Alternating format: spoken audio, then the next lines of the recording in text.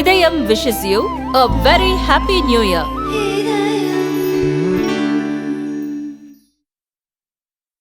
மன்மோகன் சிங்கின் இறுதிச் சடங்குக்கு இடம் ஒதுக்காமல் நிகம்போத் காட் எரியூட்டு தளத்தில் நிகழ்த்த வேண்டிய நிலையை உருவாக்கியதன் மூலம் அரசு அவரை முற்றிலுமாக அவமதித்து விட்டது என்று ராகுல் காந்தி குற்றம் சாட்டியுள்ளார்.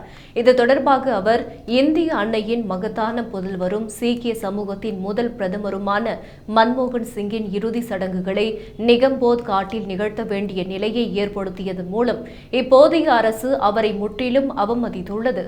இதுவரை அனைத்து முன்னாள் பிரதமர்களின் கண்ணியத்துக்கு மதிப்பளித்து அவர்களின் இறுதி சடங்குகள் அங்கீகரிக்கப்பட்ட நினைவிடங்களில் நடத்தப்பட்டன. இதனால் ஒவ்வொரு நபரும் எந்தவித சிரமமும் இன்றி அஞ்சலி செலுத்தினர்.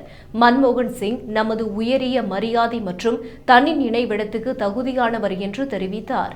மேலும் இந்த தேசத்தின் மகத்தான மகன் மன்மோகன் சிங் என்றும் அவரது புகழ்பெற்ற சமூகத்துக்கு அரசு மரியாதை காட்ட தவறிவிட்டது என்று ராகுல் காந்தி கூறினார்.